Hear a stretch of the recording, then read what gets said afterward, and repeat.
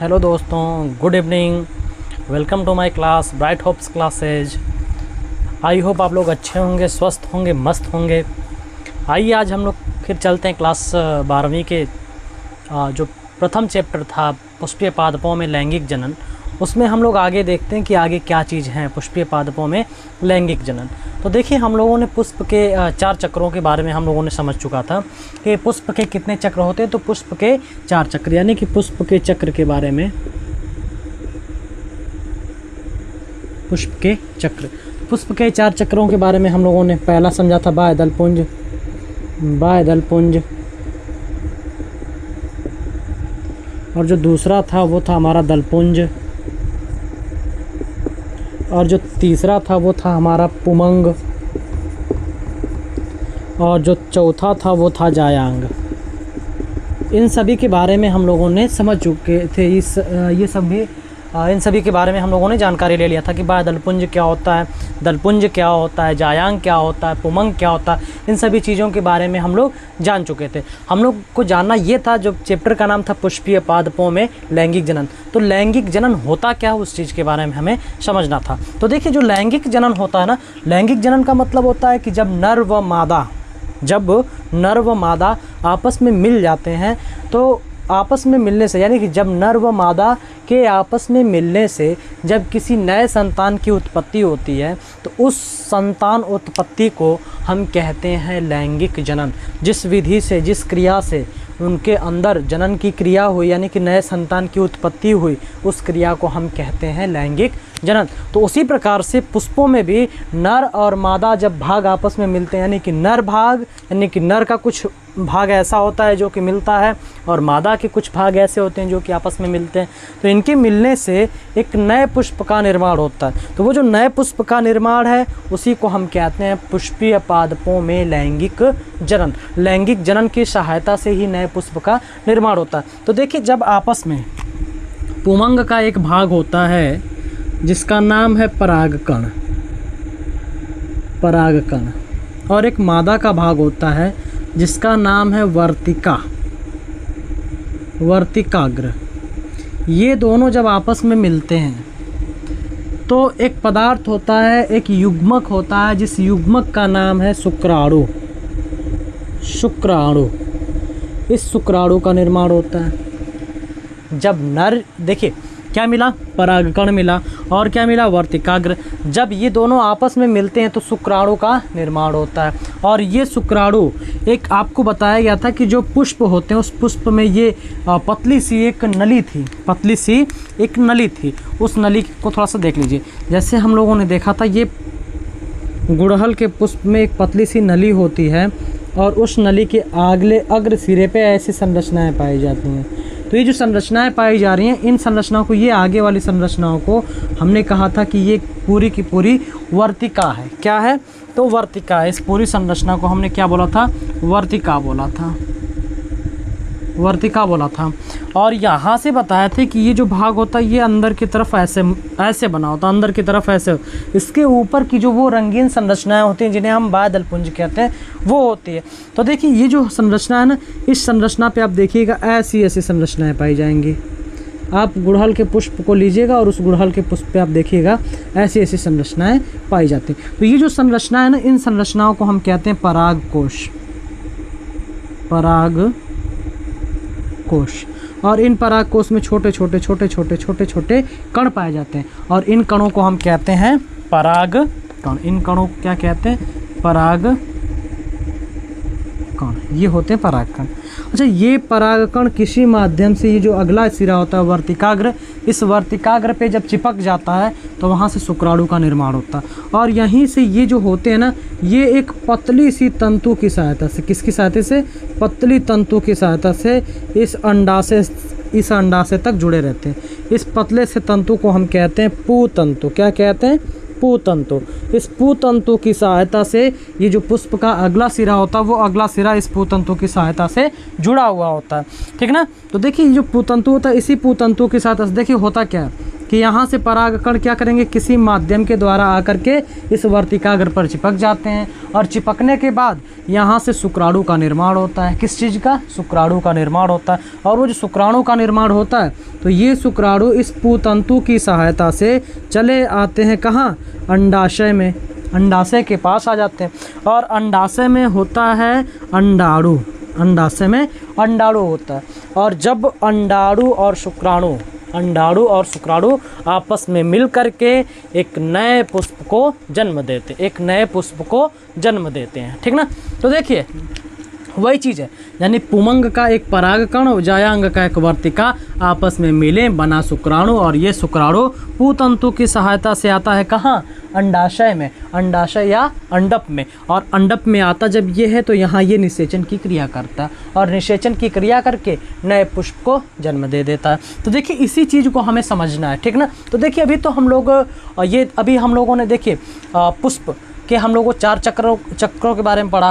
हम बता दें कि देखिए ये एक हिंट है कि नहीं भैया ऐसा ही निषेचन की क्रिया होती है, ऐसे ही जनन की क्रिया होती है। तो देखिए जो ये जनन है, जनन अंग है, कभी कभी पुष्प के प्रकार पूछता है, पुष्प के प्रकार कभी कभी क्या आपसे पूछेगा कि आप बताइए कि जो लैंगिक जनन की क्रिया हो रही है, यानी कहने का मतलब है कि जनन अंग के आधार पे पुष्प के कितने प्रकार होते हैं, ये प्रश्न पूछेगा कि जनन अंग के आधार पे पुष्प के कितने प्रकार होते हैं। तो देखिए हम जनन अंग के इसको पहले मिटा देते हैं, ठीक ना। हमको आशा है कि ये निषेचन की क्रिया समझ में आई होगी कि कैसे होती है। देखिए एक बार स्टार्टिंग से फिर से देख लीजिए, अभी वैसे ये आगे चल करके आपको बताए जाएंगे। देखिए इसमें क्या है कि ये परागनली और इस परागनली पे परागकोश उपस्थित है। इस परागकोश में परागकण, छोटे छोटे जो कण हैं उन कणों को परागकण कहते हैं। ये परागकण किसी माध्यम की सहायता से वर्तिका पर चिपक जाता है, वर्तिकाग्र पर चिपक जाता है।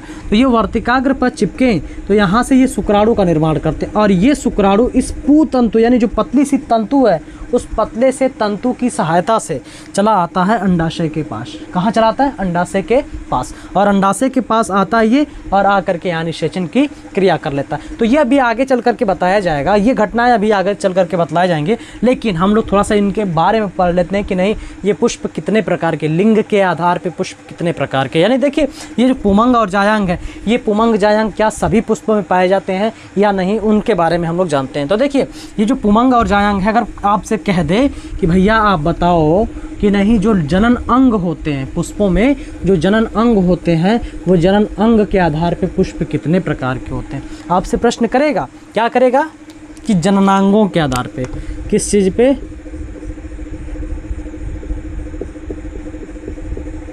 जननांगों के आधार पर पुष्प के प्रकार, आपसे यही प्रश्न करेगा। क्या करेगा कि जननांगों के आधार पे आप पुष्प के प्रकार को बताइए कि जननांग के आधार पे पुष्प कितने प्रकार के होते हैं। तो देखिए जनन अंगों के आधार पे पुष्प 2 प्रकार के होते हैं। हम इसका उत्तर क्या लिखेंगे? ये हमारा क्या था? क्वेश्चन था, ये हमारा प्रश्न था। और इस प्रश्न के बाद हमारा इसका उत्तर क्या होगा, इसका जवाब क्या होगा कि जनन अंगों के आधार पे यानी जननांगों के आधार पर पुष्प 2 प्रकार के होते हैं। कितने प्रकार के? 2 प्रकार के होते हैं। जनन अंगों के आधार पर पुष्प 2 प्रकार के होते हैं। वो कौन कौन से होते हैं? तो सबसे पहला क्या है? पहला आपका पुष्प है एक लिंगी पुष्प, एक लिंगी पुष्प। और जो दूसरा है वो आपका है उभयलिंगी पुष्प, उभयलिंगी पुष्प। देखिए एक लिंगी पुष्प का मतलब क्या है? एक लिंगी पुष्प का मतलब क्या है? एक लिंगी, इसको हम कहते हैं यूनिसेक्सुअल फ्लावर, यूनिसेक्सुअल फ्लावर। और उभयलिंगी को हम कहते हैं बाईसेक्सुअल फ्लावर, ठीक ना। 2 प्रकार के, यूनिसेक्सुअल फ्लावर और बाईसेक्सुअल फ्लावर, ठीक। तो देखिए एक लिंगी पुष्प क्या है? एक लिंगी पुष्प हम कहते हैं किसे? जैसे अगर आपको पूछ दिया जाए कि आप बताएं एक लिंगी पुष्प एक लिंगी पुष्प कहते किसे हैं, ठीक ना। तो एक लिंगी पुष्प हम किसे कहते हैं, तो वे पुष्प, इसका क्या परिभाषा हो जाएगा कि वे पुष्प जिनमें केवल एक ही लिंग पाया जाता हो, एक ही लिंग पाया जाता हो। कहने का मतलब है कि वे पुष्प जिनमें नर अथवा मादा मतलब पुंकेसर या स्त्रीकेसर, पुमांग या जायांग, इन सभी में से, इन दोनों में से कोई एक पाया जाता हो, दोनों ना पाए जाते हों। देखिए वैसे तो अधिकतर पुष्पों में दोनों पाए जाते हैं, पर कुछ पुष्प ऐसे होते हैं जिनमें या तो नर भाग उपस्थित होता है या तो मादा भाग उपस्थित, या तो नर भाग या तो मादा भाग। तो वही यानी कि वे पुष्प जिनमें केवल एक लिंग पाया जाता है, जिसमें एक गुण पाया जाता है, जिसमें या तो क्या कह सकते हैं, जायांग पाई जाती है, या तो कह सकते हैं कि नहीं पुमंग पाए जाते हैं। तो वैसे पुष्पों को हम क्या कहते हैं, एक लिंगी पुष्प, ठीक ना। वे पुष्प जिनमें केवल एक लिंग पाया जाता है एक लिंगी पुष्प कहलाता है। क्या कहलाएगा, एक लिंगी पुष्प कहलाता है। अब हम कहते हैं भैया हमको तो पता है नहीं कि नहीं कौन एक लिंगी है कौन उभय लिंगी है, हमें ये पता नहीं है कि नहीं कौन एक लिंगी है या कौन उभय लिंगी। तो हम इसका उदाहरण पूछ दें कि नहीं उदाहरण क्या होना चाहिए। तो इसका जैसे में आप लिख लीजिएगा, जैसे में इसका क्या होगा कि पपीता,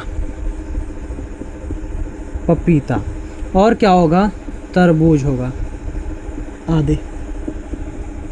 ये जो पपीता होता है ना, पपीता में आप देखेंगे सफ़ेद सा पुष्प होता है। क्या होता है, सफ़ेद सा पुष्प होता है। और उस, ठीक ना, वो सफ़ेद सा पुष्प होता है, लेकिन उस सफ़ेद पुष्प में या तो नर पाया जाएगा या तो मादा भाग पाए, या तो नर भाग या तो मादा भाग पाई जाएगी, दोनों नहीं पाए जाते, दोनों भाग नहीं पाए जाते हैं। उसी प्रकार से जो तरबूज का पुष्प होता है पीले रंग का, उस पीले रंग के पुष्प में भी केवल एक ही पाया जाता है, या तो नर पाई जाएगी या तो नर पाया जाएगा या तो मादा पाई जाएगी। तो इन्हें हम कहते हैं एक लिंगी पुष्प। क्या कहते हैं, एक लिंगी पुष्प।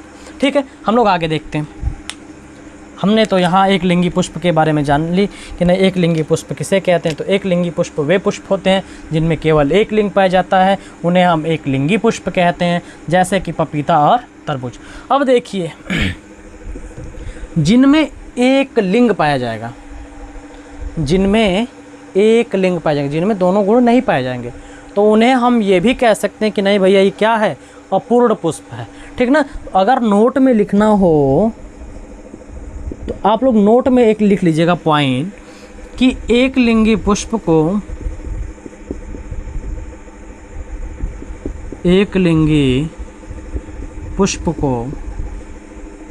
अपूर्ण पुष्प भी कहते हैं।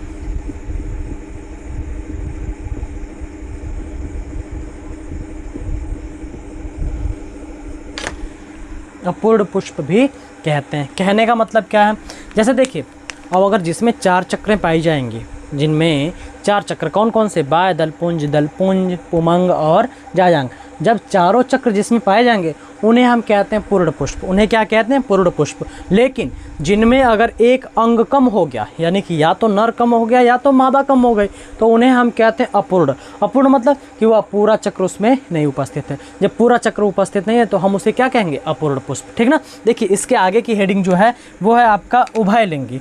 यहाँ हम लोग का एक लिंगी हो गया। अब हम आगे देखते हैं उभय लिंगी। जो दूसरी हेडिंग हम लोग की है वो है उभय लिंगी पुष्प। देखिए उभय लिंगी पुष्प का मतलब क्या है, उभय मतलब होता है दो, उभय मतलब दो, लिंगी मतलब लिंग, यानी कि जिस पुष्प में 2 लिंग पाए जाते हैं, अर्थात जिन पुष्पों में नर अथवा मादा दोनों के भाग पाए जाते हों, दोनों भाग पाए जाते हों, उन्हें हम या वैसे पुष्पों को हम उभयलिंगी पुष्प क्या कहते हैं, वैसे पुष्पों को हम उभयलिंगी पुष्प कहते हैं। तो लिख लीजिए कि वे पुष्प, इसकी परिभाषा क्या हो जाएगी कि वे पुष्प जिनमें नर अथवा मादा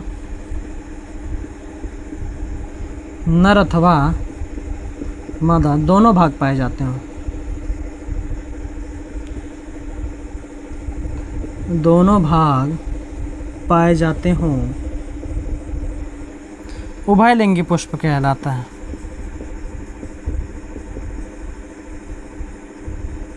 उभयलिंगी पुष्प कहलाता है। जैसे में इसको अगर कह दिया जाए कि नहीं, आप जैसे हम वहाँ पपीता और तरबूज के बारे में जाने, वैसे ही इस पुष्प में इसका उदाहरण क्या हो सकता है, कैसे हम देखें या किस पुष्प में देखें कि नहीं उसमें नर भाग भी पाया जा रहा है और मादा भाग भी। तो आप लोग देख लीजिएगा, जैसे में आप इसके लिख लीजिए कि जैसे गुड़हल, सरसों, गुलाब आदि, ये जो पुष्प हैं, इन पुष्पों में यदि आप देखते हैं कि नहीं भैया क्या इसमें नर वाला भाग या मादा वाली भाग पाई जाती है कि नहीं पाई जाती है, तो आप बेशक देख सकते हैं। इसमें आपको चारों के चारों चक्र मिलेंगे। आप लोग इसको नोट डाउन कर लीजिए, इसे आप लोग नोट डाउन कर लीजिए।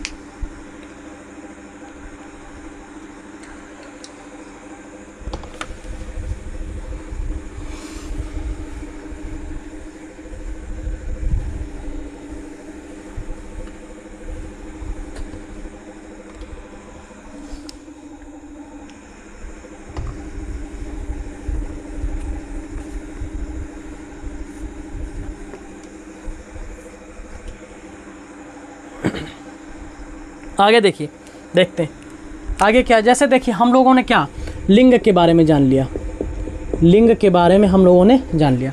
लिंग कौन कौन से हैं, तो एक बताया गया कि आपका पुमंग और एक बताया गया जायांग, यानी कि ये पुमंग और जायांग, इन दोनों के बारे में हम लोगों ने जान लिया। अब क्या होता है कि जब नर और मादा दोनों के बारे में जब जान लिए, तो अब इनमें हम निषेचन की क्रिया करवा देते हैं। क्या करवाते हैं? निषेचन की क्रिया। निषेचन की क्रिया क्या होती है, यानी नर, ये मान लीजिए ये नर और ये मादा, ये दोनों आपस में मिल गए। अब मिलने से नए पुष्प का जन्म होगा, नए पुष्प का निर्माण होगा। तो इनके मिलने के बाद निषेचन मतलब क्या होता है, जैसे आप जानते होंगे जब मुर्गी अंडा देती है तो उसको सेचती है, सेचती है मतलब उसको संयोज कर रखती है। अभी जैसे नर व मादा, जैसे हम मनुष्य में ले लेते हैं, मनुष्य में क्या होता है कि नर और मादा यानी कि पुरुष और स्त्री के संबंध स्थापित करने के बाद, ठीक ना, नर और मादा के संबंध स्थापित करने के बाद उसमें क्या होता है कि शुक्राणु और अंडाणु जब मिल जाते हैं तो मिलने के बाद 9 माह तक जो मादा होती है, जो स्त्री होती है, वो अपने गर्भ में 9 माह तक उस अंडे को, जो निषेचित अंडा होता है, उस अंडे को संभाल करके रखती है, सेचित करती है उसको। उसी प्रकार से पुष्प में भी जो नर और मादा यानी पुमंग और जायांग, ये जो आपस में मिलते हैं तो मिलने के बाद क्या क्या क्रियाएं होती हैं, क्या क्या क्रिया होती है, उस क्रिया के बारे में समझते हैं। नर मादा के मिलने के बाद क्या क्या क्रियाएं होती हैं, उन क्रियाओं के बारे में हम देखते हैं, हम समझते हैं। देखिए, तो जैसे जब हम लोगों ने जान लिया कि भैया पुमंग और जायांग ये 2 लिंग हैं, इनके मिलने से ना, इनके मिलने के बाद निषेचन की क्रिया होती है। तो अब हम लोग आते हैं निषेचन पे, यानी कह सकते हैं कि पुष्पीय पादपों में लैंगिक जनन के बाद, यानी लैंगिक जनन जब हुआ तो उसके बाद निषेचन, उसके बाद क्या क्या घटनाएं घटी हैं, तो उस घटना के बारे में जानते हैं। यानी इन दोनों के मिलने के बाद क्या क्या घटनाएं घट रही हैं, उन घटनाओं के बारे में जानते हैं। तो हम कह सकते हैं कि पुमंग और जायांग के बीच जब लैंगिक जनन हो रहा हो तो उसके बाद क्या क्या घटनाएं घटते हैं, उन घटनाओं के बारे में, यानी कि लैंगिक जनन में होने वाली घटना हम कह सकते हैं लैंगिक जनन के बाद या लैंगिक जनन में होने वाली घटनाएं क्या कह सकते हैं, लैंगिक जनन में। हेडिंग आप लोग का अगला रहेगा, लैंगिक जनन में होने वाली घटनाएं, लैंगिक जनन में, पुष्पीय पादपों में लैंगिक जनन में होने वाली घटनाएं। तो होने वाली घटनाएं कितनी हैं? 3। हम कह सकते हैं कि लैंगिक जनन में, कह सकते हैं ऐसे, पुष्पीय पादपों में लैंगिक जनन में, पुष्पीय पादपों में लैंगिक जनन में होने वाली 3 प्रमुख घटनाएं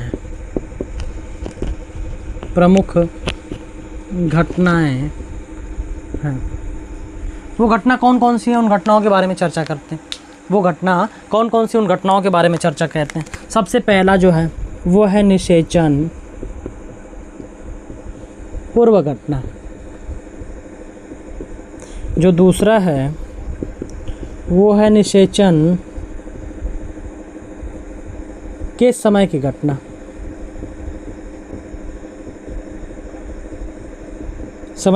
और जो तीसरा है वो है निषेचन पश्च घटना। तो देखिए हम आगे देखते हैं, इसमें समझते हैं। अभी हम लोग जो चैप्टर का नाम है उस चैप्टर के नाम के बारे में समझते हैं। चैप्टर का नाम क्या था कि पुष्पीय पादपों में लैंगिक जनन, निषेचन पूर्व घटना एवं निषेचन, यही चैप्टर का नाम था। तो निषेचन पूर्व घटना एवं निषेचन के समय की घटना, या इसे हम कहते हैं निषेचन, या हम इसे क्या कहते हैं, या निषेचन। ठीक ना। तो ये जो चैप्टर के नाम थे, निषेचन पूर्व घटना और निषेचन के समय की घटना या निषेचन, ये 2 चैप्टर में आपके नाम दिए थे। लेकिन जो निषेचन पश्च घटना है, निषेचन पश्च घटना का मतलब क्या है, देखिए निषेचन पूर्व घटना क्या है। यानी कि निषेचन पूर्व घटना का मतलब कि जब आपस में नर, यानी नर वाला भाग और मादा वाले भाग जब आपस में मिले, तो उसके मिलने से पहले क्या क्या हुआ। यानी ये दोनों, मान लीजिए ये नर ये मादा, ये दोनों आपस में मिले, तो मिलने से पहले क्या हुआ। तो इन चीज़ों के बारे में हम, या उन चीज़ों को हम कहते हैं निषेचन पूर्व घटना। ये दोनों जब आपस में मिल गए, जब मिल रहे हों, तो मिलते समय क्या आभास हो रहा है, क्या घटनाएं घट रही हैं, उन घटनाओं के बारे में जानना निषेचन के समय की घटना कहलाती है, या कहलाती है निषेचन। निषेचन पश्च घटना क्या कहलाती है, ये मिले और मिलने के बाद क्या क्या घटनाएं हो रही, उन घटनाओं को हम कहते हैं निषेचन पश्च घटना। ठीक ना। देखिए निषेचन पूर्व घटना, यहाँ तक पहले आप समझिए इसको स्टार्टिंग से एक बार फिर। लैंगिक जनन में होने वाली घटनाएं कितनी, लैंगिक जनन में या पुष्पीय पादपों में लैंगिक जनन में होने वाली प्रमुख 3 घटनाएं कौन कौन सी, निषेचन पूर्व घटना, निषेचन के समय घटना और निषेचन पश्च घटना। निषेचन पूर्व घटना का मतलब क्या है कि ये एक पुष्प, यानी पुष्प का नर भाग और पुष्प की मादा भाग आपस में मिले, तो मिलने से पहले क्या क्या इनके अंदर हुई हैं, इनके अंदर मिलने से पहले इन दोनों के अंदर क्या क्या हुई, उन्हीं को हम क्या कहते हैं, निषेचन पूर्व घटना। उसके बाद क्या होता है, निषेचन के समय की घटना। यानी जब ये दोनों आपस में मिलते हैं, तो उस मिलने की घटना को, यानी ये जो आपस में मिलते हैं, तो उस मिलने के समय क्या हो रहे हैं, इनके अंदर क्या आभास हो रहे हैं, उन आभासों को हम कहते हैं निषेचन के समय की घटना या निषेचन कहते हैं। निषेचन पश्च घटना क्या होता है, यानी कि जब ये दोनों आपस में मिल गए, तो मिलने के बाद क्या क्या घटनाएं घटी, उन घटनाओं को हम कहते हैं निषेचन पश्च घटना। तो देखिए इसमें से हम लोग पहला जो है निषेचन पूर्व घटना के बारे में थोड़ी सी जानकारी ले लेते हैं कि निषेचन पूर्व घटना क्या है। तो देखिए अगली हेडिंग जो हम लोगों की होगी वो होगी निषेचन पूर्व घटना। कौन सी घटना होगी, निषेचन पूर्व घटना होगी। तो देखिए निषेचन पूर्व घटना के बारे में हम लोग समझते हैं। निषेचन पूर्व घटना, अभी हम आप लोगों को बता दें कि नहीं निषेचन पूर्व घटना क्या है। तो निषेचन पूर्व घटना बताएं कि नहीं, निषेचन की क्रिया होने से पहले जो घटनाएं घट रही हैं उन्हें हम कहते हैं निषेचन पूर्व घटना। ठीक ना। तो देखिए निषेचन पूर्व घटना यानी हम बताएं, इसमें हम बताएं कि नर और मादा के आपस में मिलने, इन्हीं को निषेचन बताएं। तो भैया इनके मिलने से पहले इसमें क्या क्या हुआ, तो देखिए हम बताएं पुमंग और जायांग, ये दोनों है ना, यही दोनों आपस में मिल रहे हैं। तो इनके मिलने से पहले क्या क्या हुआ, तो इनके मिलने से पहले, सबसे पहले, जैसे अगर हम कह दें पुमंग और जायांग, ये दोनों आपस में मिलना है, इनके मिलने की घटना ये तो कह रही है इसको, या हम कह देंगे कि इनके जो आपस में युग्मक होंगे वो जो आपस में मिलेंगे तो उनको निषेचन कहते हैं। तो भैया इनके मिलने से पहले कौन सी घटना हुई, तो पुमंगवा बनना जरूरी है कि नहीं है, जायांग को बनना जरूरी है कि नहीं है। तो उसी प्रकार से सबसे पहले पुष्प का निर्माण होना अनिवार्य है। किस चीज़ का, पुष्प का। अगर पुष्प ना रहे तो निषेचन की क्रिया किसमें होगी, नहीं हो सकती। तो इसलिए पुष्प का होना अनिवार्य है। पुष्प में पुमंग का होना अनिवार्य है। किसका होना अनिवार्य है? पुमंग का। पुमंग का होना अनिवार्य है। और किसका होना अनिवार्य है? जायांग का होना अनिवार्य है। अब भैया नर और मादा तो मिल गए, नर और मादा तो हमें हो गया कि नहीं भैया, नर का होना और मादा का होना। लेकिन नर और मादा का होना ही अनिवार्य नहीं होता है। कुछ नर के अंग होते हैं और कुछ मादा के अंग होते हैं, उन अंगों का होना भी अनिवार्य होता है। उसी प्रकार से देखिए हम समझते हैं कि जो पुमंग है, ये जो पुमंग है, उस पुमंग के कौन से अंग हैं जो कि जनन की क्रिया में भाग लेते हैं। तो देखिए जो पुमंग है ना, इस पुमंग के कुछ भाग ऐसे हैं, जैसे में हम कह दें कि अगर पराग कोश न रहे, पराग कोश न रहे और उस पराग कोश में पराग कणवा न बने तो क्या निषेचन की क्रिया संभव है? कभी नहीं हो सकती। तो देखिए पुमंग जो है, इस पुमंग, यह पुमंग जनन की क्रिया में भाग ले तो उसके लिए हमें परागकोश की आवश्यकता होती है। इसके साथ साथ परागकोश बन के क्या करेगा जब पराग कण नहीं रहेंगे? परागकोश ही बन करके क्या करेगा जब पराग कण ही न रहे? तो देखिए परागकोश के साथ साथ क्या होना चाहिए? पराग कण होना चाहिए। ठीक, इसके आगे पराग कण के बाद, अच्छा पराग कण बनने वाले स्थान को, पराग कण को हम कहते हैं लघु बीजाणु। क्या कहते हैं? लघु बीजाणु।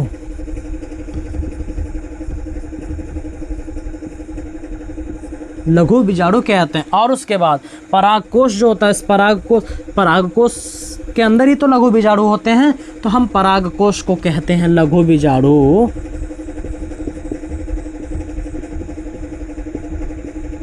लघु बीजाणु धानी। अगर ये दोनों आपस में ना रहें, ये दोनों अगर आपस में न रहें तो क्या पुष्प का निर्माण होना संभव है? कभी नहीं हो सकता, कभी नहीं हो सकता। उसी प्रकार से जो जायांग होती है, इस जायांग के भी कुछ अंग होते हैं, अगर वे न रहें तो कभी भी निषेचन की क्रिया नहीं हो सकती। जैसे में कौन कौन से अंग? तो सबसे पहले वर्तिका, वर्तिका। और इस वर्तिका में अगर वर्तिका रहे और उस वर्तिका का अग्र शिरा न रहे, जिसे हम वर्तिकाग्र कहते हैं, अगर वो न रहे यानी कि तो निषेचन की क्रिया नहीं हो सकती। यानी कि वर्तिकाग्र का भी होना अनिवार्य है। वर्तिका का होना अनिवार्य है, साथ साथ वर्तिकाग्र का भी होना अनिवार्य है। अब ये वर्तिकाग्र और वर्तिका तो मिल गए। अब भैया जहाँ निषेचन करना है, जहाँ सेचित करना है, जैसे गर्भ में 9 माह बच्चों को रखा जाता है, वैसे ही पुष्प के अंदर एक स्थान होता है, उस स्थान को हम कहते हैं अंडाशय। क्या कहते हैं? अंडाशय। अगर वो स्थान न रहा तो निषेचन का क्या मतलब निकलेगा? तो देखिए वर्तिकाग्र के साथ साथ अंडाशय का होना अनिवार्य है। या कहिए अंडाशय या कहिए अंडक, बात एक ही चीज होती है। या कहिए अंडाशय या कहिए अंडप, ये दोनों एक ही चीज़ है। देखिए स्टार्टिंग से एक बार फिर निषेचन पूर्व घटना। निषेचन पूर्व घटना क्या है? तो निषेचन से पहले होने वाली सभी घटनाओं को निषेचन पूर्व घटना कहते हैं। कौन कौन सी घटना घटती है? तो पुष्प का निर्माण होता है। और किसका निर्माण होता है? पुमंग का निर्माण होता है। और किसका निर्माण होता है? जायांग का निर्माण होता है। ठीक ना। उसके बाद अब ये पुमंग जो है, उस पुमंग में किस चीज़ का निर्माण होता है कि निषेचन की क्रिया में भाग ले रहा है? तो उस पुमंग में परागकोश का निर्माण होता है। किस चीज़ का? परागकोश का। परागकोश मतलब कि वह स्थान जहाँ परागकण उपस्थित होते हैं या उपस्थित रहते हैं। तो परागकोश का निर्माण अनिवार्य है। उस परागकोश के अंदर किसका निर्माण होना? परागकण का निर्माण होना अनिवार्य है, यानी परागकण का होना अनिवार्य है। इस परागकण को हम लोग लघु बीजाणु कहते हैं। लघु बीजाणु क्यों कहते हैं? अच्छा देखिए, लघु बीजाणु, गुरु बीजाणु, दो चीज़। लघु मतलब होता है छोटा। मान लीजिए जब तक हमारी शादी नहीं हुई तब तक हम छोटे, तब तक हम छोटे। अभी मान लीजिए प्रधान जी हैं, हाँ, वो हमको फालतू समझेंगे, भाई फालतू है कि घरे एक ही ओठ ही फालतू। लेकिन हमारी हो गई शादी, हो गए 4 बच्चे। मान लीजिए वो छोड़िए, जब हम 1 से 2 हो जाएंगे तो भी हमको कहेंगे कि भैया एक घरे में 2 ओठ है कि नहीं। तो उसी लिए हम अकेले हैं तो लघु हैं, हम अकेले हैं तो लघु, हमको कोनो वैल्यू नहीं मिल रही। लेकिन जब हम और हमारी पत्नी हो जाएंगे तो 2 लोग हो जाएंगे, और 2 लोग हो जाएंगे तो वो हो जाएंगे गुरु। वो क्या हो जाएंगे? गुरु। तो उसी प्रकार से देखिए, ये जो परागकण होता है ये अब वहीं क्या है, जायांग के वर्तिकाग्र से नहीं मिला, जायांग के वर्तिकाग्र से नहीं मिला। तो जब वर्तिकाग्र से नहीं मिला तो ये छोटा ही न है, तो ये छोटा है, इस कारण हम इसे कहते हैं लघु बीजाणु। ठीक ना। अब देखिए जायांग वाला भाग, जायांग माने मादा, स्त्री। उस स्त्री में वर्तिका का होना अनिवार्य है। किसका होना? वर्तिका का। वर्तिका के साथ साथ उसका ऊपरी हिस्सा जो होता है वर्तिकाग्र का होना अनिवार्य है। उसके साथ साथ अंडाशय यानी ओवरी का होना अनिवार्य है। ठीक ना, ओवरी का होना अनिवार्य है। इस ओवरी में, इस अंडाशय में, जैसे यहाँ परागकोश में परागकण का होना अनिवार्य था, उसी प्रकार से यहाँ अंडाशय में अंडक का होना, इस अंडाशय में अंडाणु का होना अनिवार्य होता है। अगर ये ना रहे तो निषेचन की क्रिया नहीं हो सकती। ठीक ना। आशा है कि आप लोगों को इतना समझ में आया होगा। हमें आशा है आप लोगों को इतना अच्छे ढंग से समझ में आया होगा। अगर ना समझ में आया हो तो आप लोग कमेंट ज़रूर कीजिएगा कि सर नहीं समझ में आया, हम फिर से बताने की कोशिश करेंगे। फिर हम लोग अगले वीडियो में मिलते हैं निषेचन पूर्व घटना को लेकर के। ठीक ना। इसे समाप्त करने से पहले, इस क्लास को समाप्त करने से पहले आप लोगों को 5 प्रश्न, आप लोगों के लिए 5 प्रश्न, आप लोग 5 प्रश्नों के उत्तर कमेंट बॉक्स में ज़रूर दीजिएगा।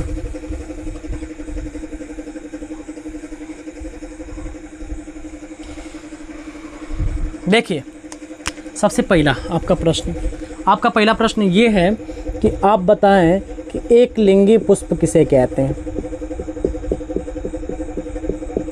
एक लिंगी पुष्प किसे कहते हैं?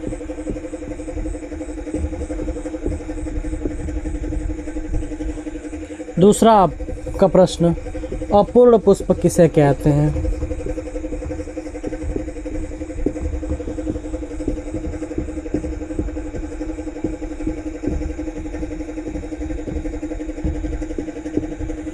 तीसरा प्रश्न आपका, जायांग क्या होता है?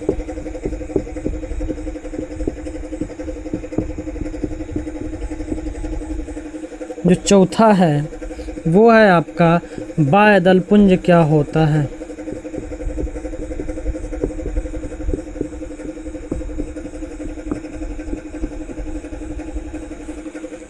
जो पांचवा है वो प्रश्न है आपका कि दलपुंज के